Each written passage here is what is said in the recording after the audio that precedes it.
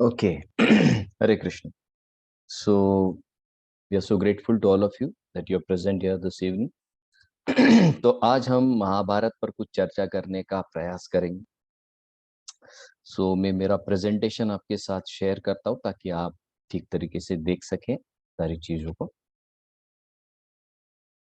तो महाभारत ये वैसे बहुत जाना माना ग्रंथ है, भारत में हर कोई व्यक्ति से जानता है। ओके। लेकिन महाभारत जितना जाना पहचाना है उतना ही उसके विषय में लोग ठीक से नहीं जानते हैं। तो ये प्रेजेंटेशन मैंने इसके लिए बनाया है ताकि अ, एक क्लियर अंडरस्टैंडिंग आ सके कि क्या है महाभारत। और महाभारत जब मैं सुनना चाहता हूँ या देखना चाहता हूँ तो मुझे महाभारत किसके दृष्टिकोण से देखना है। मैं जो बाहर से सुनता हूँ वो महाभारत है, या जो मैं टीवी पर देखता हूँ वो महाभारत है। महाभारत क्या है ये अगर मुझे सीखना है, समझना है, तो मुझे सबसे पहले महाभारत एक प्रॉपर सोर्स से सुनना होगा, महाभारत एक प्रॉपर सोर्स से समझना होगा, तब मैं महाभारत क्या है ये समझ पाऊंगा। और जब समझ पाऊंगा तो एक्सेप्टेंस होगा, और एक्सेप्टेंस के बाद उसे मैं जीवन में उतारने की कोशिश कर सकता हूँ। इतना सिंपल है। ओके। सो महाभारत जब तक हम एक प्रॉपर सोर्स से नहीं सुनते हैं तब तक क्या होगा कि ऐसे लगेगा कि ये कोई मनगढ़ंत कहानी है जो बहुत हजारों साल पहले हो चुकी है, और फिर उसका जो बेनिफिट है वो बेनिफिट हम नहीं ले पाएंगे। तो ये जो प्रेजेंटेशन मैंने बनाया है,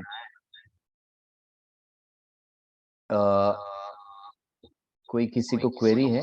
शायद यहाँ पर मैसेजेस आ रहे हैं। ओके, एक को आ रहा है।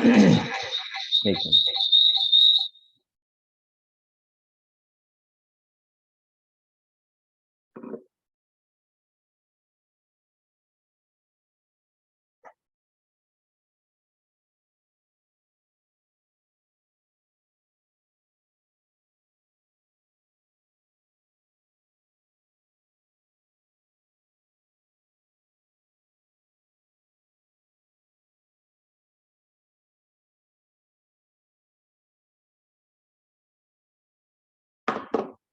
ओके, अब नहीं होना चाहिए।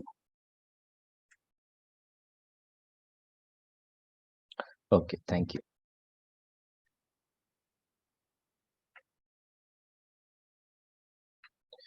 तो महाभारत में सबसे पहले, मेरी आवाज आ रही है आप लोगों को? अभी क्लियर है? एको का कोई प्रॉब्लम?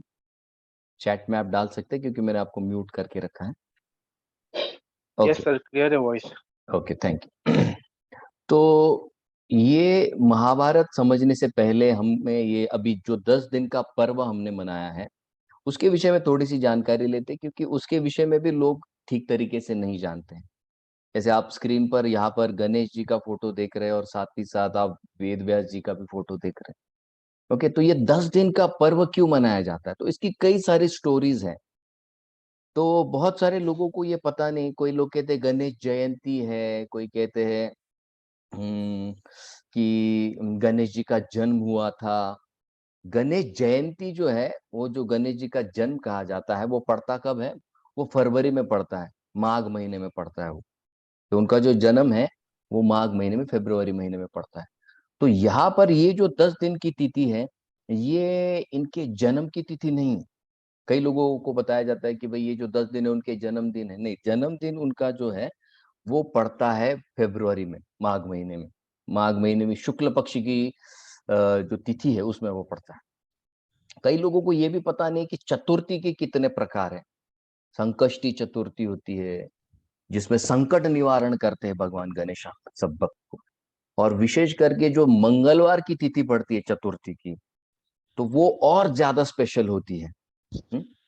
तो ये सारी तिथियां से हमको क्या समझना है कि एक डेट है, उससे एक इवेंट कनेक्टेड है, और वो इवेंट से हमें बहुत कुछ सीखना भी है। तो ये जो इवेंट यहाँ पर आज आप देख रहे हैं, 10 दिन का हमने इतना बड़ा जो त्योहार बनाया है, तो उसके विषय में मैं आपको थोड़ी सी जानकारी दूंगा और फिर सेकेंड हाफ में हम महाभारत की ओर बढ़ेंगे, क्योंकि कई सारे मुद्दे मुझे कवर कर रहे हैं। तो एक स्टोरी से मैं आपको शुरुआत करवाऊंगा कि ये जो 10 दिन क्यों है, ये 10 दिन। कई लोग कहते हैं कि तिलक जी ने इसको शुरुआत की। ठीक है, तिलक जी ने करवाया होगा, लेकिन ये जो तिथि है, और आज की जो तिथि है, वो गणेश जी के नाम से नहीं है, उसको अनंत चतुर्थ कहा जाता है। अब अनंत ये गणेश जी का नाम नहीं है, अनंत ये भगवान विष्णु के जो शेष है, जो बेड जिस पर भगवान विष्णु सोते हैं, उनका नाम है अनंत, क्योंकि उनके अनंत फन है, और अनंत फनों से वो भगवान विष्णु की स्तुति करते रहते हैं, अनंत सेवा करते रहते हैं, इसके लिए उनका नाम है अनंत। तो ये जो भगवान अनंत है, उनकी ये जो तिथि है बहुत इंपॉर्टेंट है। तो इन्होंने जो शुरुआत की और एंड की, इसमें बहुत बड़ा कनेक्शन है, क्योंकि महाभारत की रचना इन 10 दिनों में हुई है। महाभारत की जो रचना है, अब ये अगर आप चार धाम की यात्रा में जाओ, तो चार धाम की यात्रा में आपको एक चीज बहुत प्रोमिनेंटली दिखती है। वहां पर एक गणेश गुफा भी है, और वहां पर एक गणेश कुंड भी है। तो जब वेदव्यास जी ने महाभारत को समझा, देखा, तो उनको लगा कि इसको लिख कर रखना चाहिए, क्योंकि आने वाले समय में इसकी बहुत जरूरत होगी। जरूरत क्या है, वो आने वाले स्लाइड्स में मैं बताऊंगा। तो उनको जब ये लगा, तो उनको क्या चाहिए कि एक स्क्राइब चाहिए। स्क्राइब माने एक लेखक चाहिए जो फटाफट लिखे, क्योंकि उन्होंने कई सारे श्लोकों की रचना की है। और कितने श्लोकों की रचना की है और कौन से प्लैनेट में कितने श्लोक है, इसका वर्णन चैप्टर नंबर 1 में आता है महाभारत में। उसके डिटेल्स में नहीं जाएंगे, लाखों की तादाद में उन्होंने श्लोक लिखे है, लेकिन हमारे पास जो अवेलेबल है वो सिर्फ 1 लाख है। इसका आपको ब्यौरा भी फर्स्ट चैप्टर महाभारत में मिलता है। श्लोक नंबर में आपको आगे चलकर बताता हूँ। तो इतने सारे श्लोकों की रचना क्यों की गई है, इसका पर्पस क्या है? बस कोई व्यक्ति ऐसे ही 1 लाख श्लोक लिख सकता है? नहीं, बहुत बड़ा पर्पस उसके पीछे होना चाहिए। तो ये जो 10 दिन है, तो ये जो माहौल है, थोड़ा गर्मी का माहौल होता है। और इस माहौल में जब गणेश जी को लिखना है, तो ठंडक चाहिए ना बॉडी में। जब तक बॉडी ठंडक नहीं है, मन चंचल होता रहेगा। इसलिए देखिए, जिनको गर्मी का प्रॉब्लम है, उनको कहते हैं पहले बॉडी ठंडक कीजिए, फिर मन अपने आप शांत हो जाए। तो ये बॉडी को ठंडा बनाए रखने के लिए गणेश जी ने क्या किया, मिट्टी का लेप अपने शरीर पर लगाया। और 10 दिन तक वो जो लेप रखा, उसको थोड़ा पानी लगा लगा कर, 10 दिन का वो जो लेप है, जब 10 दिन में महाभारत लिखकर कंप्लीट हो गया, तो उसके पश्चात फिर उन्होंने कहा ठीक है भाई, अभी 10 दिन में हमारा ये साहित्य जो सबसे बड़ा ग्रंथ है लिखकर हो चुका है। अब वो जो विदा लेते, तो जाने से पहले क्या करते, वो मिट्टी को धोते, तो पानी में गणेश कुंड में वो स्नान करते। तो ये सिर्फ कोई एक थीमेटिक ऐसा इवेंट नहीं है, ये वास्तविक एक घटना है। इसलिए आगे चल के अगली स्लाइड में मैं जब इतिहास और पुराणों की बात करूंगा, तो इतिहास की एक डेफिनेशन है, हर वर्ड की संस्कृत में डेफिनेशन है। इतिहास का मतलब क्या है? इत्थम इदम। इत्थम इदम माने इस तरीके से ये सारी चीजें हुई। जैसे हम टीवी में देखते हैं ना, रिपोर्टर्स आज तक है, अन्य अन्य जो चैनल्स हैं, बताते हैं कि देखिए यहाँ पर ये हादसा हुआ, इतनी बाढ़ आई, हजारों की तादाद में लोग बाहर निकल गए, ये बह रहा है, वो बह रहा है, गाड़ी बह रही है, घर बह रहा है। इत्थम इदम, ये ऐसे हो रहा है, ये ऐसे हुआ है, देखिए यहाँ पर। तो ये डेफिनेशन है। तो यहाँ पर 10 दिन में जो उन्होंने लिखा है, तो उसके पश्चात वो जो लिखने की विधि पूर्ण होने की बात क्या होता है कि गणेश जी स्नान करने जाते हैं, फ्रेश होते हैं, और फिर अपने अगले प्रवास के लिए निकलते हैं। तो विसर्जन माने क्या कि भाई मैंने जो आपके लिए लिखा है, अब आप उसको अपनाइए, समझिए और अपनाइए। क्योंकि गणेश जी ने क्या शर्त रखी है, भाई मैं पहले समझूंगा फिर अपनाऊंगा। तो ये जो महाभारत की सीरीज है, हमने क्यों ली है, ताकि आप समझिए कि क्यों लिखा गया। इन दो बड़े लोगों ने आकर 1 लाख श्लोक लिखे। वेस्टर्न ऑडियंस तो सीधा इसको कह देते हैं ये माइथोलॉजी। माइथोलॉजी पर भी हम आएंगे, आज वो भी मुद्दा हम लेंगे कि ये माइथोलॉजी कैसे नहीं है। तो ये जो बात है, हमको समझनी होगी कि ये इवेंट है। ये इवेंट के पीछे बहुत बड़ी बहुत सोच समझ कर ये इवेंट को बनाया गया है, ये घटा हुआ है ये इवेंट है। ठीक है, तो ये 10 दिन जो है, यहाँ पर गणेश जी ने महाभारत लिखा है। अब दूसरा एक मुद्दा मैं उठाना चाहता हूँ कि कई बार लोग कहते हैं कि भाई ये जो इसके जो भी सारे प्रसंग है, ये काल्पनिक है, क्योंकि इसमें कुछ तालमेल नहीं होता, इसमें कोई लॉजिक नहीं होता। जैसे अभी गणेश जी की बात करें, तो गणेश जी की गणेश जयंती की 3 कथाएं आती है पुराणों में। 3 कथाएं पड़ती है गणेश जी की। एक है जो हम सब जानते हैं कि भगवान शंकर उनका सर अलग कर देते हैं। दूसरा एक है भगवान शनि उनके सर को अलग करते हैं, ये भी एक कथा पड़ती है। और एक कथा है। तो ये जो कथाएं है जब कोई पढ़ेगा ये क्या है, इनके पिता भगवान शंकर देवादिदेव महादेव है और इनको ये नहीं पता कि अपना बेटा है, तो ये कैसे पिता है, इनको भगवान कहने लायक है ये। तो ये बात जब अपने यूथ सुनते हैं तो उनको भी लगता है यार सेंस नहीं करता है, डजंट मेक मच सेंस। क्यों? क्योंकि लॉजिक नहीं लग रहा है ना। कोई पिता अगर अपने बच्चे को नहीं पहचान रहा है और बस दोनों में लड़ाई झगड़ा हो जाता है, वो पिता बच्चे को मार देता है, बात खत्म। तो ये समझने के लिए प्रॉपर टीचर्स चाहिए। अब इसको मैं विस्तार करके समझाऊंगा तो आपको एकदम क्लैरिटी आ जाएगी कि इवेंट किस तरह से फ्लो होता है और क्यों होता है वो इवेंट। ये जो टीका है, ये श्रीपाद रामानुजाचार्य के संप्रदाय में एक आचार्य लिखते हैं कि ये इवेंट के पीछे क्या समझ है, क्यों किया भगवान शंकर ने। कोई पिता इतना भी पागल नहीं होता कि अपने बेटे को मार। अब जब हम सब जानते हैं, कई बार मैं जब पूछता हूँ कि भाई ये कथा आपको पता है, हाँ पता है, बताइए कैसे। तो वो कहते हैं कि माता पार्वती जो थी उसने अपने शरीर के मैल से गणेश जी को बनाया। अब कौन सी ऐसी माँ है जो अपने मैल से अपने बच्चों को घड़ेगी? कलयुग की माँ नहीं करती तो वो तो आदिशक्ति है, वो क्या करे। तो पहले जैसे आजकल की युवतियां जो है पॉन्ड्स लगाती है, अलग अलग फेशियल्स लगाती है, तो उस समय में औरतें चंदन का लेप लगाती थी शरीर पर। तो चंदन के लेप से क्या होता है, शरीर ठंडा रहता है। तो चंदन का जब लेप उन्होंने अपने शरीर पर लगाया था और उन्होंने देखा कि भाई भगवान शंकर बाहर गए, कोई व्यक्ति अंदर ना आ जाए करके, उन्होंने क्या किया, पहले नंदी जी को कहा। नंदी जी ने तो पहले भगवान शंकर को छोड़ दिया, फिर वो घर का काम करके वापस चले गए। तो उनको लगा ये नंदी भरोसे वाला आदमी नहीं है, कोई ऐसा व्यक्ति चाहिए जो मेरी बात माने एज इट इज। तो उन्होंने क्या किया, अपने शरीर के चंदन का जो लेप है उसका गोला बनाकर एक बच्चे को उन्होंने अपनी शक्ति उसमें डाल दी और उसमें प्राण फूंक दिए। अब जब प्राण उसमें आ गए उस बच्चे में, तो बच्चे को बोला गया कि भाई देखो, मैं तुम्हारी माँ हूं और तुमको क्या करना है, मेरी यहाँ पर रक्षण करना है, किसी को अंदर मत भेजना। अब यहाँ पर देखिए माँ ने कुछ, अब इसमें गलती नहीं करेंगे, इसको कहेंगे लैक ऑफ कम्युनिकेशन। इसमें लैक ऑफ कम्युनिकेशन क्या है कि एक व्यक्ति को तुम अलाउ कर देना, वो तुम्हारे पिता होंगे भगवान शंकर, वो ऐसे ऐसे दिखते हैं। अब बच्चे को तो अभी गढ़ा गया है, उसको क्या पता कौन है कैसे। तो जब ये समझ देना माँ भूल गई, तो देखिए कितना बड़ा बखेड़ा खड़ा हो। तो सबसे पहली सीख क्या है कि भाई कम्युनिकेशन में गैप मत रखिए आप। हस्बैंड वाइफ में जितना कम्युनिकेशन में गैप होगा, उतना बच्चे उस तरीके से बनेंगे। हमको एक ही इवेंट में क्या समझाया जाता है, भगवान शंकर गलत है ना, दुर्गा की भी उतनी गलती है as a wife, as a household lady, उनका भी उतना ही बड़ा रोल है उसमें, क्योंकि बच्चा उन्होंने जन्म दिया है।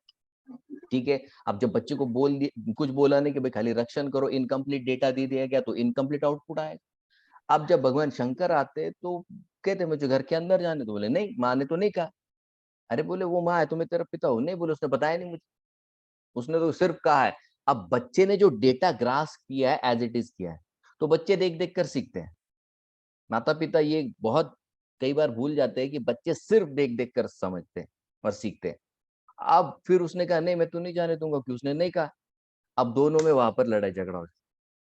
और हम जानते हैं कि भगवान शंकर फिर गुस्से में आकर बच्चे का धड़ अलग कर देते, शरीर और उसकी गर्दन अलग कर देता, बच्चा तो मर गया। अब बच्चा मर गया, माँ नहा कर आ गई, बच्चे का शरीर नीचे गिरा हुआ है और सर तोड़कर कहीं कहीं और ही चला गया। अब माँ रोने लगी, अब माँ तो माँ है, उसके लिए तो बच्चा अपना है। तो वो रोने लगे, नहीं मुझे मेरा बच्चा वापस ला। अब देखिए ये वर्ड भी क्या यूज किया उसने, मेरा बच्चा। और वाकई में वो जो बच्चा है सिर्फ पार्वती का ही बच्चा है। लेकिन शास्त्र कहता है बच्चा कभी स्त्री का नहीं होता है, बच्चा हमेशा पिता का होता है। क्योंकि जो सीड है बच्चे के लिए वो पिता से आता है। ये आपको शकुंतला की कथा में आएगा, महाभारत में आगे चलकर स्टोरी हम लेंगे। जब शकुंतला दुष्यंत के पास जाती है और कहती है कि ये बच्चे को आप अपनाइए, तो उनमें दोनों में संवाद होता है, वो रिजेक्ट कर देता है। तब शकुंतला ये बात कहती है महाभारत में कि बच्चा हमेशा पिता का ही होता है, माँ खाली उसका पालन पोषण करके बड़ा करती है। निश्चित रूप से उसका भी है, क्योंकि उसकी गोद में पला पड़ा है, लेकिन सीड देने वाला कौन है? पिता है। अब जब भगवान शंकर ये सुनते कि मेरा बच्चा है, ठीक है, तो ये सोच उस उनको पहले भी थी एज अ पर्सन, वो ये भी जानते थे। जब ये बच्चा खुद कह रहा है कि मेरी माँ ने कहा है, तो घर में तो एक ही व्यक्ति है, पार्वती। अब जब पार्वती ने ये कहा है बच्चे को और बच्चे ने उसको फॉलो किया है, जब वो कहती है मेरा बच्चा मर गया, मेरा बच्चा मर गया, तो शंकर को ये पता था, नहीं पता था ऐसी बात नहीं। लेकिन समाज में एक उदाहरण प्रस्थापित करने के लिए, जैसे मॉडर्न सिटीज में या मॉडर्न कल्चर में हम देखते हैं सिंगल मदर होता है।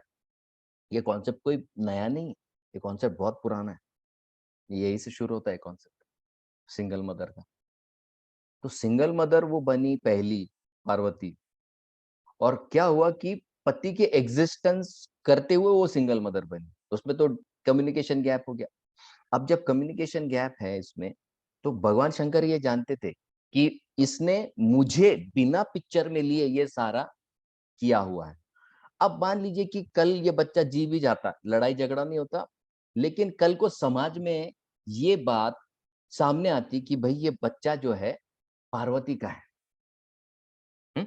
पार्वती का बच्चा है, तो लोग क्या पूछेंगे, भाई पार्वती का कैसे हो सकता है? शंकर का नहीं है। और लेकिन वो घर में शंकर जी तो थे नहीं तब, तो ये बच्चा फिर इन दोनों का है क्या? अब आप कहेंगे क्या बात करते हैं, ऐसी कैसी बात हो सकती है? अरे वो तो देवलोक। रामायण याद है आप? रामायण में क्या हुआ था? सीता पर किन लोगों ने प्रश्न उठाया था? ये कोई कलयुग के लोग तो है नहीं, त्रेता युग के लोग हैं, जो सतयुग के तुरंत बाद आता है। सतयुग के लोग सीता के बारे में ये प्रश्न कर रहे हैं कि सीता दूसरे के घर पर रहकर आई है, तो क्या ये पवित्र है? तो आपको नहीं लगता कि यही क्वेश्चन पार्वती के सामने सोसाइटी रखती है, भाई ये बच्चा आया कहाँ से? हुँ? अब जब शंकर जी को ये पता है, वो यूं ही नहीं किसी को मारते। अब जब मारा गया बच्चा, तो उन्होंने कहा ओ गलती हो गई, गलती। अभी उन्होंने पकड़ कर नहीं रखा कि भाई तूने मुझे बिना पूछे ये सारी चीजें की है ना। वो चीजें उन्होंने कहा ठीक है, मैं मेरी गलती को स्वीकार करता हूँ। उन्होंने गलती को स्वीकार किया, तो पार्वती ने पूछा कि बच्चे को वापस कैसे लाएंगे? तो उन्होंने कहा कि भाई जो भी प्राणी आपको पहले मिले, उसको आप लेकर आइए। आप ये स्टोरी अगर आप ठीक से पढ़ो, तो उसमें जब हाथी को लेने जाते हैं, तो हाथी का जब सर काटा जाता है, तो हाथी की पत्नी बगल में बैठी है, तो हाथी की पत्नी रोने लगती है कि भाई तुम मेरे पति को मार दोगे तो मैं कैसे जीऊंगी? तो वहां पर कहा जाता है कि आप चिंता मत कीजिए, आपके पति को बाद में वापस जीवित कर दिया जाएगा। अब वो सर लेकर आ जाते हैं, सर लेकर आते हैं, सर लगाते हैं। अब देखिए ये जो सर है, नीचे का जो शरीर है, पार्वती ने अपनी शक्ति से बनाया हुआ है। ये जो सर अभी आया है दूसरा नया, अब इसको भगवान शंकर अपनी शक्ति से जोड़ेंगे। ठीक है?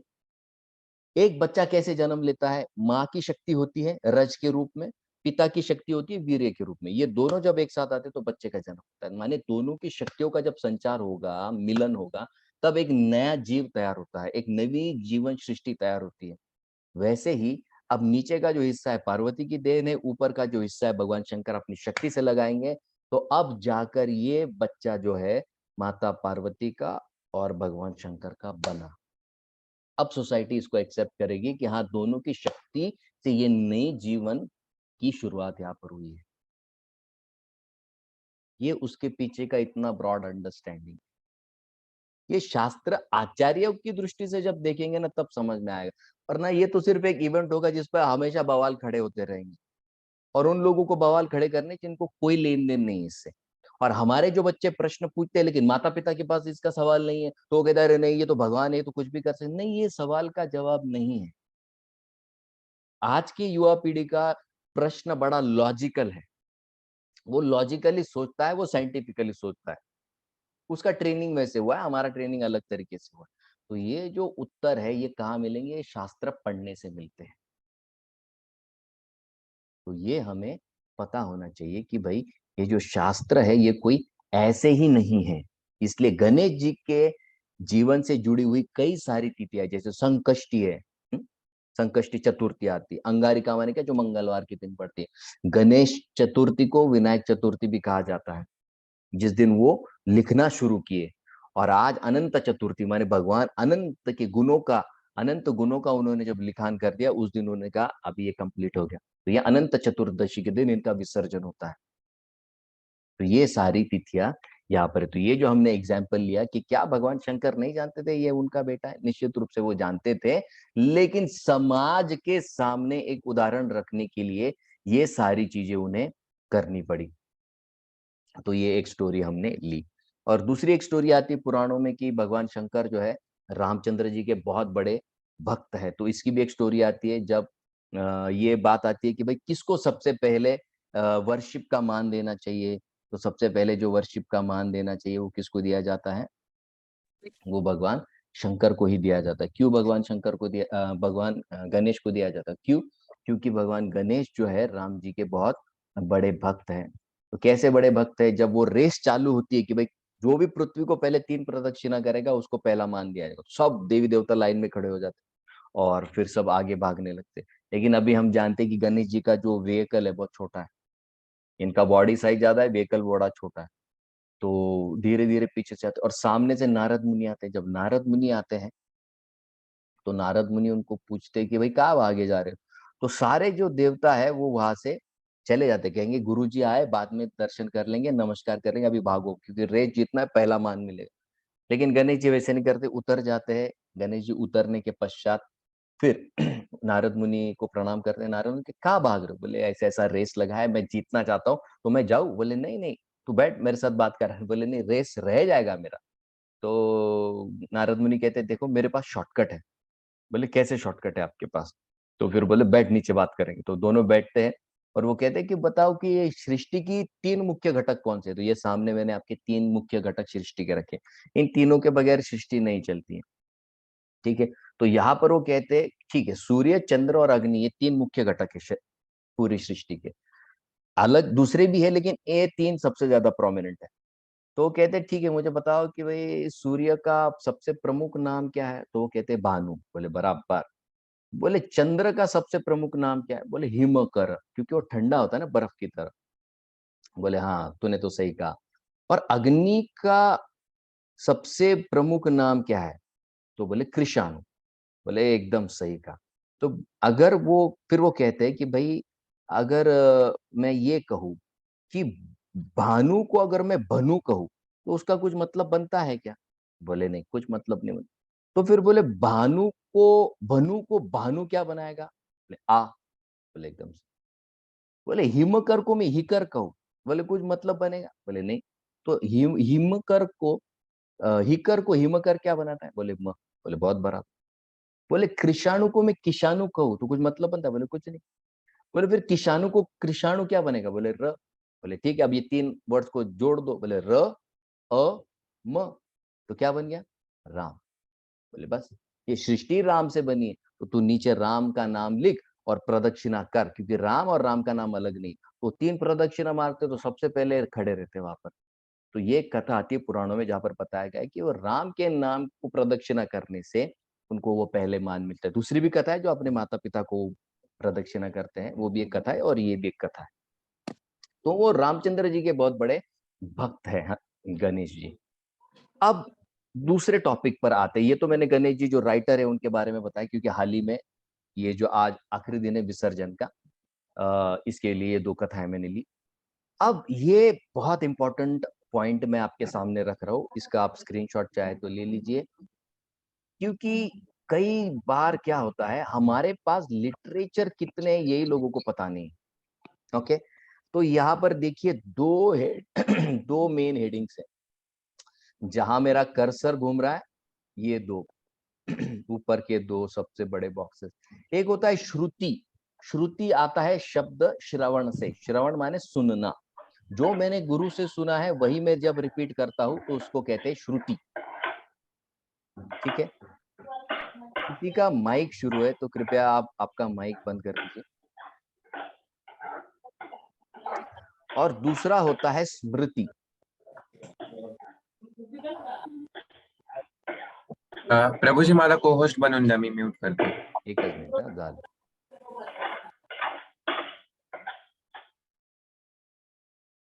ओके, तो हमारे पास कितने लिटरेचर है इसका हमें बिल्कुल भी पता नहीं है। और इसके कारण क्या हो जाता है, फिर कोई कहीं से भी कोट करता है, कोई अन्य अन्य जो समुदाय के लोग हैं, अन्य धर्मों के लोग हैं, वो कोई कहता है यहाँ पर इस पुराण में ऐसा लिखा है, वहां पर उस संहिता में ऐसा लिखा है, यहाँ पर उस छंद में ऐसा लिखा है। और हम लोगों को लगता है क्या पढ़ कर रहा है भाई ये, क्योंकि हमको हमारे लिटरेचर्स के बारे में कुछ पता नहीं। तो ये जो चार्ट है मैं जानबूझकर आपके सामने रख रहा हूँ ताकि पता चले कि महाभारत कौन से कैटेगरी में पड़ता है। लोगों को यही पता नहीं कि महाभारत किस कैटेगरी में आता है। तो यहाँ पर देखिए महाभारत के विषय में, अब ये देखिए श्रुति में 3 पढ़ते हैं। एक प्राइमरी वेद है जो मुख्य 4 वेद है, ऋग्वेद, यजुर्वेद, सामवेद, अथर्ववेद। श्रुति में उपनिषद भी पढ़ते हैं। उपनिषद क्या है? उपनिषद वेदों का ही विस्तार है। ठीक है। उपनिषद और क्या है? वेद अंग। ये भी वेद व्यास जी ने ही हमें दिए हुए। ये इधर का जो लेफ्ट साइड का श्रुति का कैटेगरी है, तो उसमें वेद आते हैं, उपनिषद आते हैं, वेद अंग। वेद अंग में क्या आएंगे? कल्प, शिक्षा, व्याकरण, निरुक्ति, छंद और ज्योतिष। ये सारा डिटेल नॉलेज हमें व्यास ने दिया है। ठीक है। अब वेदास में और कुछ आते हैं जिनको कहते हैं संहिता। दूसरा होता है अरण्यक, तीसरा होता है ब्राह्मण, और चौथा होता है उपनिषद, जो हमने पहले देखा। ओके। तो उपनिषद जो है वेदों का विस्तार है। ब्राह्मण जो है उसमें मुझे अगर किसी चीज को प्राप्त करना है, अगर मान लीजिए कोई गृहस्थी है, तो गृहस्थी जब चूल्हा जलाता है, कीड़े मर जाते, पाप लग जाएगा। अन्न उपज करता है, काटते समय कुछ मर जाएगा, पाप लग जाएगा। ऐसे 5 तरह के यज्ञ उसको बताए गए। वो ब्राह्मणक में मंत्र और उसका रिचुअल क्या है ये दिया जाता है, खास करके गृहस्थों के लिए, या यज्ञ विधि जो करते हैं। संहिता में मंत्र होते हैं, अरण्यक में मंत्र का एक्सप्लेनेशन होता है। तो ये 4 जो है अलग अलग कैटेगरी के लोगों की, जैसे ब्राह्मण का ये गृहस्थियों के लिए, अरण्यक ये वानप्रस्थियों के लिए, उपनिषद ये सन्यासियों के लिए। कि भाई आप पढ़िए, आपकी बुद्धि को आप शास्त्र अध्ययन में लगाइए। क्यों भाई बुद्धि को क्यों लगाना है? ये हमने गीता कोर्स में एकदम क्लियर किया है कि प्लेजर 4 स्तर पर लिया जाता है। सबसे पहले सेंसुअल प्लेजर होता है। सेंसुअल प्लेजर से ऊपर अगर किसी को उठना है तो मेंटल प्लेजर का आपको सहारा लेना पड़ता है। मेंटल प्लेजर से ऊपर अगर आपको उठना है तो आपको इंटेलेक्चुअल प्लेजर लेना ही पड़ेगा। उसके बगैर आप ऊपर नहीं उठ पाओगे। और इंटेलेक्चुअल प्लेजर जहां पर अलग अलग फिलोसॉफीज क्रिएट हो जाती है, अगर उससे ऊपर उठना होगा तो आपको रियलिटी का सामना करना पड़ता है। उसको कहते हैं क्या? उसको कहते हैं स्पिरिचुअल प्लेजर। तो ये 4 स्तर बताए गए। तो सन्यासियों को उपनिषद क्यों पढ़ने कहा गया? भाई आप आपकी बुद्धि का भी इस्तेमाल घर गृहस्थी से निकाल कर भगवान को समझने में लगा दीजिए। तो ये पहला कैटेगरी है। ठीक है। फिर उसमें वेदांग पढ़ते हैं। अब स्मृति माने क्या? जो गुरु से सुना है उसको जो व्यक्ति स्मरण करके उस पर विस्तार करता है उसको कहते हैं स्मृति। तो स्मृति में यहाँ पर देखिए कई सारी कैटेगरीज है। जैसे रिचुअल्स आते हैं, फिर उसके बाद तंत्र है। जैसे तंत्र विद्या कहते हैं ना बाहर, तांत्रिक आहे, हाँ, तो ये तंत्र पड़ता है। अभी तंत्र भी जो है ये भगवान शंकर की देन है। जब माता पार्वती ने काली का रूप धारण किया तो कुछ मंत्र जो है भगवान शंकर ने गाए, और वो मंत्र के द्वारा काली को उन्होंने शांत किया। तो वहां से उत्पन्न होता है तंत्र विद्या। आजकल इसका बहुत गलत इस्तेमाल होता है समाज में, लेकिन ये एक साइंस है जहां पर एनर्जीज को मैनिपुलेट किया जाता है। उसके आगे है पुराण। पुराण के बाद इतिहास है, और इतिहास के बाद षड दर्शन है। षड दर्शन में अभी नहीं जाएंगे क्योंकि बहुत डिटेल है। अब हमारे सामने 2 ही मेन चीजें हैं यहाँ पर देखिए, पुराण और इतिहास। अब इतिहास में हमें यहाँ पर इतिहास के नीचे मेरा जो कर्सर घूम रहा है, यहाँ पर महाभारत आता है। ठीक है। और पुराणों में यहाँ पर देखिए 2 पार्ट है, एक 18 और एक 18। ऐसे 36 पुराण है। 18 मेन पुराण है, 18 उप पुराण है। ठीक है।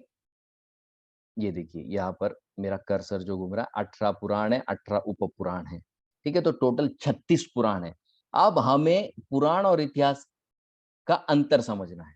ये देखिए अब मैंने ब्रॉड कैटेगरीज में इसको डाल दिया है। ब्रॉड कैटेगरीज में क्या है? 2 चीजें, श्रुति है और स्मृति है। श्रुति में फिलोसॉफी है जिसमें वेद उपनिषद आते। स्मृति में यही फिलोसॉफी को जब मैं स्टोरी फॉर्म में समझाता हूं उसको कहते हैं स्मृति। अगर किसी को कहना है कामेश क्रोधेश रजोगुण समुद्भव, वो बोलेगा क्या है ये, कुछ समझ में नहीं आया। तो फिर मैं उसको स्टोरी बताता हूँ कि वो एक रावण नाम का राक्षस था जो ऐसे भयंकर क्रोधी था और ऐसा भयंकर कामी था। तो काम का ये जो प्रभाव है ऐसे ऐसे होता है, जो रजोगुण का। ओहो अच्छा अच्छा, ओके रावण, ठीक है समझ आ गया। तो ये जो स्टोरीज जिस बुक्स में दी गई उसको कहते हैं पुराण और इतिहास। अब आगे पुराण और इतिहास में क्या अंतर है? पुराण और इतिहास में अंतर है, पुराण जो है अलग अलग जगहों की अलग अलग समय की स्टोरीज एक जगह पर आ गई।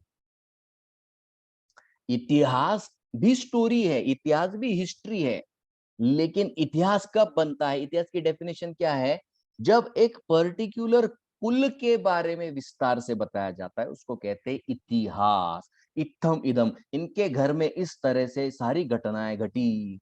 तो इतिहास में दो चीजें पड़ती है, महाभारत और रामायण। तो ठीक है, तो हम जो वैदिक लिटरेचर का कौन सा पार्ट हम डिस्कस करने वाले हैं वो इतिहास है। इतिहास माने एक पर्टिकुलर डायनेस्टी के बारे में हम यहाँ पर चर्चा करने वाले हैं।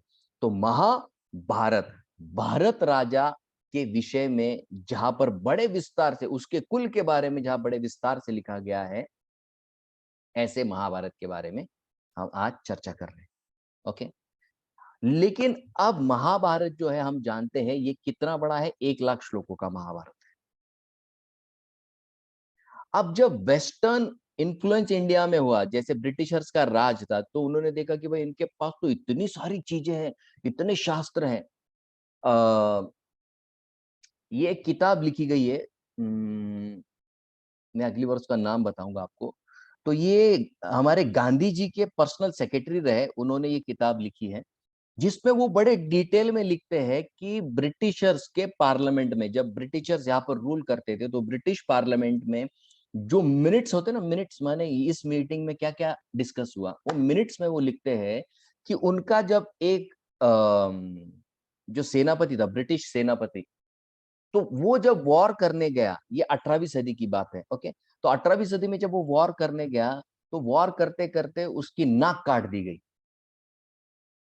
और जब उसकी नाक काट दी गई, तो फिर वो कटी नाक लेकर यहाँ वहां घूम रहा था। तो उसको किसी ने बताया कि भाई ये महाराष्ट्र के बॉर्डर में एक गांव है, वो गांव में आप जाइए, और वो गांव में एक प्लास्टिक सर्जन रहता है, वो आपकी नाक फिर से बिठा देगा। तो वो गांव कौन सा है पता है? वहां पर प्रॉपर लिखा हुआ है कि वो बेलगांव है, जो आज भी महाराष्ट्र के बॉर्डर पर पड़ता है, महाराष्ट्र कर्नाटक।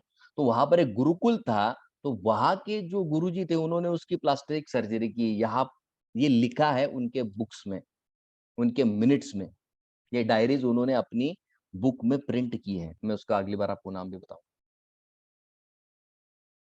तो होता क्या है कि जब वेस्टर्न इन्फ्लुएंस इतना आया कि उन्होंने कहा कि अगर इनको नीचा दिखाना है, तो भाई सबसे पहले इनका बैकबोन क्या है, इनका वैदिक नॉलेज, इनकी नॉलेज बैंक को तोड़ो। नॉलेज बैंक को अगर तोड़ना है तो मुझे क्या दिखाना पड़ेगा कि भाई ये बकवास है, ये सब मन की घटना है। ठीक है, और फिर वहां से एक नए टर्म को कॉइन किया जाता है जिसको कहते हैं मिथ। मिथ माने क्या? मन गढ़न है। अब भाई हमारी चीजें क्यों मन गढ़न है और आपकी बातें सही सही है सब। अब ये वेस्टर्न फिलोसॉफी में दो ही बड़ी बुक्स है, इलियाड और ओडिसी। तो ये देखिए मैंने इन दोनों का अकाउंट आपके सामने यहाँ पर स्क्रीन पर रखा है। तो ये 8वीं सदी में लिखी गई है। हमारे शास्त्र कितने, 5,000 साल पहले, महाभारत कितने साल पहले, 5,000 साल पहले लिखा गया। और ये जो इलियाद और ओडेसी, ये ग्रीक भाषा में लिखे गए, होमर ने लिखे हुए ये दोनों। और ये उनका सबसे बड़ा काव्य माना जाता है, जिसमें 15,693 लाइन्स है। अब 15,693 लाइन्स है, और दूसरे जगह पर मेरे पास 1 लाख ओरिजिनल श्लोक है, और एक श्लोक में 4 लाइनें होती है। तो अब आप कीजिए कितनी लाइन्स होगी, इनकी तो खाली 15,000 लाइन है। अब कहां पर 1 लाख इंटू 4, और कहां पर 15,000 लाइन। तो जब मैं ये देखता हूं, तो मुझे अगर ऐसे दिखाना है कि आई एम सुपीरियर, तो मुझे क्या करना पड़ेगा, भाई आपका ये जो स्टोरी है ना सब बकवास है, ये सब मन गढ़ंत है, ये सब मिथ है। तो बच्चों को क्या बताया जाता है, ये माइथोलॉजी। तो यहाँ पर ये मुद्दा हमें समझना बहुत जरूरी है कि ये माइथोलॉजी क्यों नहीं है। क्योंकि कोई भी शास्त्र को 3 स्तर पर देखा जाता है। पहला लेवल होता है जहां पर उसको हिस्ट्री के रूप में देखा जाता है कि भाई ये एक हिस्ट्री है, ये ऐसी ऐसी घटनाएं घटी है। दूसरा होता है मॉरल, एथिक्स या वैल्यू। इसमें ये स्टोरी है ठीक है, लेकिन इसमें सीखने जैसा भी बहुत है। और तीसरा स्तर होता है इसका अंडरस्टैंडिंग, ये हुआ है और ये रियल है। ठीक है, तो ये जो है हमको समझना है। तो कई बार लोग कहते हैं कि अरे ये शास्त्र कैसे शास्त्र है आपके, जिसमें इतनी मारा मारी है, जिसमें इतना खून खराबा है, और ये कोई शास्त्र होता है जहां पर इतना खून खराबा है? हमारा बाइबल देखिए कितना पीसफुल है, हमारे दूसरे ग्रंथ देखिए कितने पीसफुल है। तो चलिए इस बात पर थोड़ा सा विश्लेषण करके समझते हैं कि वायलेंस क्यों जरूरी है सोसाइटी में। अब यहाँ पर मैंने आपके सामने एक फोटो रखी है। ओके, कोई भी नॉर्मल सोसाइटी को किसी भी सोसाइटी को नॉर्मली फंक्शन करने के लिए वायलेंस इज कंपलसरी। बिना वायलेंस के कोई सोसाइटी सस्टेन नहीं कर पाएगी। अब आप कहेंगे क्या बात कर रहे हैं आप, कैसे? एग्जाम्पल लेते हैं।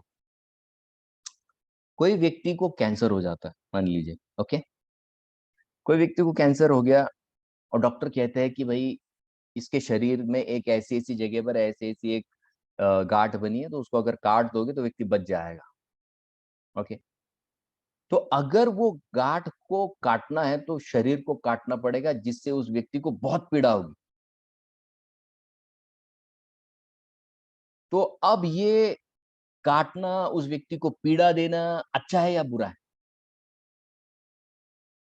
निश्चित रूप से अच्छा है, क्योंकि उससे उस व्यक्ति के बाकी के शरीर को खतरा नहीं होगा, तो बाकी का शरीर नॉर्मल रहेगा। क्योंकि एक जगह की खराबी को अगर ठीक नहीं करोगे तो बाकी के समाज में अपने आप खराबी फैल जाएगी। वैसे ही महाभारत क्यों हुआ? क्योंकि उस समय समाज में एक खराब पार्ट था, और उस खराब पार्ट को निकालने के लिए वो वायलेंस बहुत जरूरी था।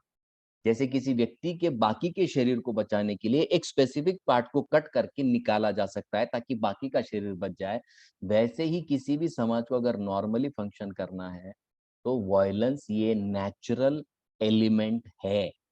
अरे उतना क्या, आप ये देखिए, हमारे बॉडी में डिफेंस मैकेनिज्म है।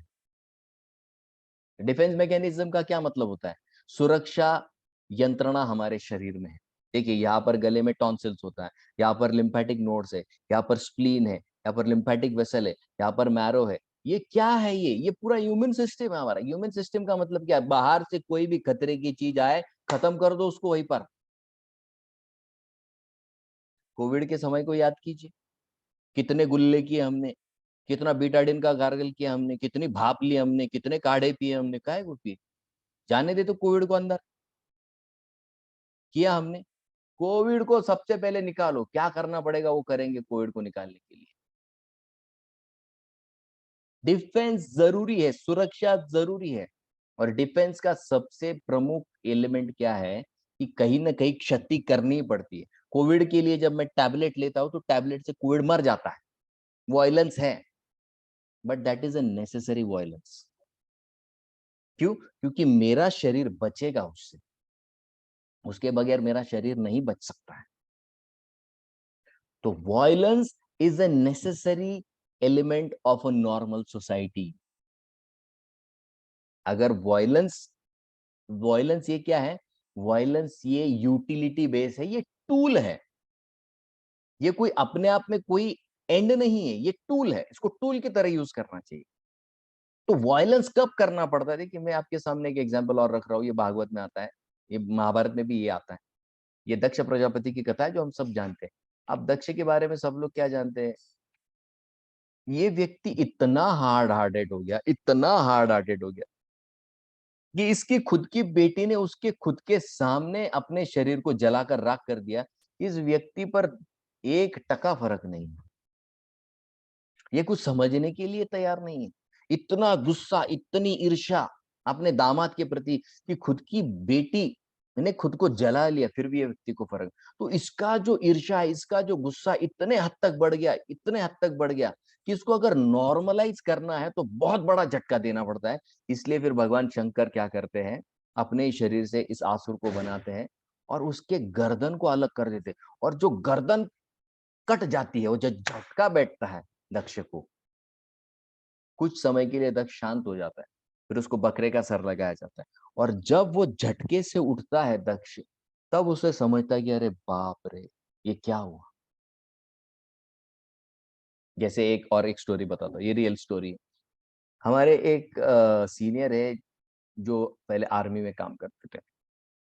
आर्मी में काम करते तो आप जानते हैं कि आर्मी मैन यूजुअली उनको वो ड्रिंक्स लेते हैं। ओके, तो ये ब्राह्मण घर का लड़का है, आर्मी में ज्वाइन हुआ, देखते देखते उसको ड्रिंक्स लेने की आदत हो गई। अभी ड्रिंक्स लेने की आदत हो गई तो उसको लगा कि यार थोड़ा थोड़ा लेंगे, क्या फर्क पड़ता है। लेते लेते वो आदत इतनी गहरी हो गई कि उसको लिए बगैर वो नहीं रह सकता था।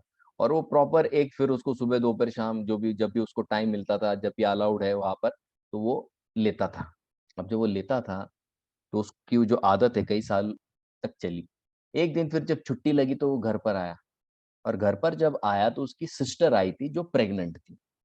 अब बड़े खुशी के दिन थे कि भाई बहन को अभी बेटा होगा, सब जो भी है, बेटा होगा बेटी होगी जो भी कुछ है, एक बच्चा होगा, एक बच्चा जन्म लेगा, तो सब खुशी में थे। तो एक दिन इससे रहा नहीं गया, क्योंकि घर में तो शराब पीना अलाउड नहीं। अब घर में शराब पीना अलाउड नहीं है तो क्या करेगा, बाहर जाकर ये पी कर आया। अब पिएगा तो थोड़ा नहीं पिएगा, क्योंकि एक सिप लेने के बाद तो मन कहेगा भाई और चाहिए और चाहिए। पीते गया, पूरा धुत होकर आया घर पे। और जब पहली बार माता पिता ने देखा कि भाई बच्चा तो पूरा हाथ से गया है, इतनी शराब पी कर आया। अब जब शराब पी कर आया तो खुद का कंट्रोल भी नहीं रहा। और वो जब घर में एंट्री कर रहा था तो अनफॉर्चुनेटली उस समय उसकी सिस्टर ने दरवाजा खोला। अब जब सिस्टर ने दरवाजा खोला तो जब वो घर में घुस रहा था, तो उसकी सिस्टर को अचानक वो उसके शराब की जो बू आई, तो वो थोड़ी सी अचानक शौक है ना कि भाई मेरा भाई ऐसे कैसे कर सकता। तो वो शौक था तो पीछे सरक गई, और पीछे सरकी तो ये थोड़ा आगे आने के लिए गया, तो अब पिया है तो उसका बैलेंस चला गया। बैलेंस चला गया तो सीधा अब सिस्टर का भी बैलेंस गया, सिस्टर गिर गई, और सीधा ये जो इतना हट्टा कट्टा आर्मी वाला व्यक्ति है, सीधा जाकर अपनी सिस्टर के शरीर पर गिर गया। और शरीर पर गिरा तो बराबर उसके पेट पर इतने जोर का घाव हुआ। और आप समझिए कि आगे क्या हो गया होगा बच्चे को। बच्चा नहीं रहा, रहा ही नहीं बच्चा। तो ये जब हादसा हुआ उसके लाइफ में, तब उसको समझा कि अरे बाप रे, ये शराब पीना कितना बुरा है, मैंने कितना गलत काम किया। अब वो बहन उसको आशीर्वाद देगी, कोसेगी, क्या करे वो बहन उसका। उसी तरीके से वॉयलेंस क्यों जरूरी होता है, कि जब कोई व्यक्ति अपनी सैनिटी को खो देता है, तो कई बार अनफॉर्चुनेटली उसे उस पूरे इवेंट से जाना पड़ता है, तब जाकर वो सैनिटी के लेवल पर आता है। और ये दक्ष उसका बहुत प्रोमिनेंट एग्जाम्पल। ओके, तो वॉयलेंस हेल्दी सोसाइटी का पार्ट है। ओके, तो ये महाभारत के 18 पर्व है। 18 पर्व माने कई चैप्टर्स को मिलकर एक चैप्टर बनता है, तो उसको कहते हैं पर्व। तो ऐसे 18 पर्व है। आदि पर्व से शुरुआत होती है, और स्वर्गारोहण पर्व है, जहां पर पांडव स्वर्ग की तरफ बढ़ते हैं। तो ये 18 है। अब हम पूरे 18 नहीं लेंगे, इसमें से हम सिर्फ कुछ गिने चुने कैरेक्टर्स लेने वाले हैं। कि भाई मैं, जैसे यहाँ पर देखिए विराट पर्व है, उद्योग पर्व देखिए, यहाँ पर पर्व का नाम ही क्या है, आंतरप्रोनरशिप पर्व। उद्योग माने क्या, आंतरप्रोनरशिप। आंतरप्रोनर बने कौन, पांडव। पांडवों ने ऐसा आंतरप्रोनरशिप दिखाया, किसके लिए, क्योंकि उनको युद्ध की तैयारी करनी थी। तो उसमें उन्होंने अपने एंटरप्राइज को दिखाया, उसको कहते उद्योग पर्व। तो हम इनमें से कुछ स्पेसिफिक कैरेक्टर्स को लेंगे, और हमारे डे टू डे लाइफ में क्या सीखने मिलता है। जैसे हम स्पेसिफिकली कुछ प्रोमिनेंट कैरेक्टर्स में आपको बताऊं तो हम भीष्म को देखने वाले हैं। उसके पश्चात हम द्रौपदी को देखेंगे। उसके बाद हम दुर्योधन का कैरेक्टर लेंगे। उसके बाद हम कर्ण को लेंगे। उसके बाद हम एकलव्य को भी लेंगे, अर्जुन लेंगे, युधिष्ठिर लेंगे, भीम लेंगे। तो ये जो 8 मेन कैरेक्टर्स है, इस पर हम काफी सारे विस्तार से चर्चा करेगी। और मैं आपको गारंटी देता हूँ ये कम से कम 1 साल चलेगा, इतना बड़ा है। क्योंकि हर एक व्यक्ति से इतना कुछ सीखने जैसा, इतना कुछ सीखने जैसा है, कि कई सेशंस हमारे एक कैरेक्टर पर जाने वाले। तो ये जो हमारा सेशन है ये 1 साल चलेगा। तो आप बस 1 साल 1 घंटा हर वीक का 1 घंटा आप निकालिए। मैं आपको यकीन दिला सकता हूँ कि अगर इसको ठीक से आप सुनेंगे, ठीक से समझेंगे, तो आपके लाइफ को जीने का एक बहुत अलग पहलू, एक अलग डायमेंशन आपको मिल जाएगा। क्योंकि हर कैरेक्टर इतनी सारी चीजें सिखा गया है। अब आप पूछेंगे कि ठीक है भाई, ये पूरे महाभारत में क्या दिया गया है? तो पूरे महाभारत में 7 टॉपिक्स पर चर्चा की गई है। तो मैं आपको शॉर्ट में बताता हूँ। जानबूझकर मैंने पहले चैप्टर का 99, ये देखिए यहाँ पर मैं कर्सर घुमा रहा हूँ, 99, 100, ये 2 श्लोकों में यहाँ पर बताया गया है कि ये महाभारत लिखने के पीछे का उद्देश्य क्या है वेद व्यास जी का। तो यहाँ पर 7 लोगों का, देखिए मैंने टाइटल क्या दिया, 7 पर्सनैलिटी 7 पर्पसेस। तो 7 लोगों के चरित्र को विस्तार करने का यहाँ पर महाभारत के कारण महाभारत लिखा गया। अब कौन से 7 पर्सनैलिटीज है भाई? विस्तरशः कुरुवंश, कुरुवंश का विस्तार। कुरुवंश में कौन कौन जन्मा, कैसे जन्मा, उसके जन्म की क्या कथा है, इसका पूरा विस्तार आपको मिलेगा। फिर उसमें कई जनरेशंस चले जाते हैं और जनरेशन गैप में जो प्रॉब्लम होती है ना, बड़ी भयंकर। जैसे आजकल कई सारे बच्चे, कई सारे, मतलब हर 2 बच्चे के बाद तीसरा बच्चा ये बोलता है मेरे मेरे माता पिता के साथ बनती नहीं, मेरे माता पिता ऐसे है, मेरे माता पिता वैसे है, और हमारे माता पिता तो हमारी सुनते ही नहीं है, और जो भी है, जो भी उनका कुछ इवेंट है। तो ये कोई अभी की बात नहीं है। जब हम पांडु महाराज की लाइफ को देखेंगे, इन शॉर्ट पांडु महाराज और कुंती, इनकी लाइफ को देखेंगे, दूसरी जगह शंतनु और गंगा जी का उदाहरण हम लेंगे, तो आपको समझ आ जाएगा कि पेरेंट्स को हमें किस दृष्टिकोण से देखना है। बच्चे ये ही नहीं समझ पाए कि पेरेंट्स को मैं भगवान की तरह तो पूछता हूँ, लेकिन वो भगवान की तरह गुण दिखाते ही नहीं। कब करें तो क्या करें? हमको तो कहा गया कि माता पिता की आप पूजा करो। ठीक है भाई, लेकिन माता पिता भगवान है, तो भगवान की तरह पूजा करो। और भगवान जब हम कहते हैं, तो भगवान के साथ वो सारी चीजें आ जाती है जो अब जब हम नहीं दिखती है, तो फिर हम सीधा क्या करते हैं, उनको दूसरी कैटेगरी में डाल देते हैं, बोले ये भगवान ही आसुर है। पॉइंट क्या है कि माता पिता भी इंसान है, वो भी अपने अंदर कुछ पॉजिटिव और नेगेटिव लेकर उनके जीवन के संघर्ष को झेलते झेलते आगे बढ़ रहे हैं। तो ये भीष्म का चरित्र और उनके पेरेंट्स का जब चरित्र लेंगे, तो ये पॉइंट बहुत क्लियर हो जाएगा। इसलिए विस्तारस्य कुरुवंशस्य। दूसरा, गांधार्य धर्मशीलता। देखिए अभी गांधारी के विषय में भी यहाँ पर कहा गया है धर्मशीलता। गांधारी धर्मशीलता है, धर्मशील है, she is very pure in character. अब जैसे पहले मैंने पेरेंट्स के बारे में कहा, एग्जैक्ट दूसरा पॉइंट यहाँ पर भी आता है। गांधारी इतनी धर्मशील है कि उसका गुणगान कर रहे हैं वेद व्यास। लेकिन एंड में वेद व्यास ये भी बताएंगे कि भाई ये धर्मशील तो थी, लेकिन इसके अपने भी कुछ लिमिटेशंस रहे। बड़ी धर्मशील थी, लेकिन इसके लिमिटेशंस को भी सामने रखा गया है। तीसरा, शत्रु प्रज्ञा। शत्रु कौन है भाई? अब ये हमारे विदुर जी है, इनकी प्रज्ञा का बड़ा गुणगान किया है। तो हम जब विदुर नीति पर आएंगे ना, तो जिन जिन लोगों को पॉलिटिकल साइंस में बहुत इंटरेस्ट है, तो ये शत्रु प्रज्ञा, विदुर जी की जो प्रज्ञा है, इसका गुणगान। धृतिम कुंत्या, कुंती की जो धृति है, उसके बारे में कि इतनी डिटरमाइंड थी। जो भी स्टूडेंट्स है, उनके लिए कुंती का कैरेक्टर बहुत इंपॉर्टेंट है।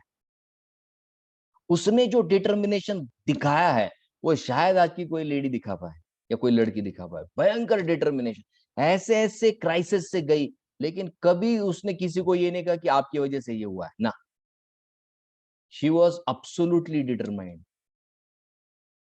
सम्यक द्वैपायनो अब्रवीत वासुदेवस्य महात्म्यम, और भगवान कृष्ण का महात्म्य यहाँ पर बताया गया है। और क्या बताया गया है? पांडवानाम च सत्यता। पांडव जो थे, हमेशा हर सिचुएशन में सत्य बोले, उन्होंने सत्य को कभी नहीं छोड़ा। तो ये पांडव के विषय में यहाँ पर बताया जा रहा है कि ये वो पांडव है कि जिन्होंने अपने सत्यवचनी नेचर को कभी नहीं छोड़ा। और लास्ट में दुर्वृत्तिम धरार्तर राष्ट्राणाम, और सबसे दुर्बुद्धि, अभी ये देखिए मेरा शब्द नहीं, यहाँ मैं कर्सर घुमा रहा हूँ, ये देखिए दुर्वृत्तम, दुर्वृत्तम, ये देखिए धरार्तर राष्ट्राणाम, ये धरार्तर राष्ट्र की जो दुर्बुद्धि है, कुरु कौरव माने खासकर जो 100 कौरव थे उनकी जो दुर्बुद्धि है, उसके विषय में भी हम गहराई से चर्चा करेंगे। ठीक है, और लास्ट स्लाइड में अब हम एक फाइनल मुद्दा लेकर सेशन को विराम देंगे। ये 3 श्लोक है जहां पर व्यास अपने ओपिनियन को दे रहे हैं पांडव और कौरव के बारे में। इसलिए इससे आगे जब भी कहीं महाभारत का डिस्कशन होगा तो हमारे सामने ये मुद्दा नहीं आना चाहिए कि कौन गलत है कौन सही है, क्योंकि व्यास ने देखा है, देखकर महाभारत लिखा है। तो यहाँ पर कह रहे युधिष्ठिरो धर्ममयो महाद्रुम, द्रुम माने पेड़, बहुत विशाल पेड़ है भाई। कौन? युधिष्ठिर नाम का धर्म का पेड़ है। और उसमें क्या है? अर्जुन शाक स्कंद है, भीमसेन शाखा है, माद्री नंदन इसके समृद्ध फूल और पुष्प है। लेकिन इसकी जड़ कौन है? कृष्ण, वेद और ब्राह्मण इसकी जड़ है। तो यहाँ पर शब्द मैं आपके सामने हाईलाइट कर रहा हूँ। यहाँ पर व्यास कह रहे हैं ये जो लोग हैं ये धर्ममय है, धर्ममय, ये देखिए मेरा कर्सर घूम रहा है यहाँ पर। धर्ममय माने क्या? धर्म का पालन करने वाले, ऐसा ये पेड़ है। अच्छा भाई, फिर दुर्योधन और पार्टी के बारे में आपका क्या है? दुर्योधनो मन्युमयो महाद्रुम, मन्युमयो माने क्या? भयंकर ईर्ष्या और क्रोध से भरा हुआ ऐसा ये भयंकर पेड़ है। जैसे अग्नि, क्रोध की अग्नि सबको जला देती है, वैसे दुर्योधन ने सबको जला दिया। मन्युमयो महाद्रुम, और इस भयंकर ईर्ष्या और क्रोध रूपी पेड़ का स्कंद कौन है? देखिए कर्ण के बारे में क्या लिख रहे हैं व्यास। इस मन्युमय महाद्रुम का स्कंद कौन है? कर्म, स्कंद माने ट्रंक। शकुनिस्तस्य शाखा, शकुनी इसकी शाखा है, दुशासन इसका फल है, और धृतराष्ट्र राष्ट्रस्य मूलम इसकी रूट्स कौन है भाई? ये सारे फसाद की जड़ कौन है? ये महाभारत की जड़ कौन है? मूलम राजा धृतराष्ट्रो अमनीषो, अमनीषो मानी क्या? ये अज्ञानी राजा धृतराष्ट्र इस फसाद की जड़ है। तो यहां पर ये सेशन मैं इतने स्लाइड्स के साथ, इतने श्लोक के साथ क्यों आपको बता रहा हूं, ताकि आपको ये डाउट ना हो कि ये व्यास देव जो बोल रहे हैं वो मैं आपके सामने रख रहा हूं। ठीक है, तो यहां पर व्यास के दृष्टि से हमें क्या करना है? व्यास के दृष्टि से महाभारत देखना है।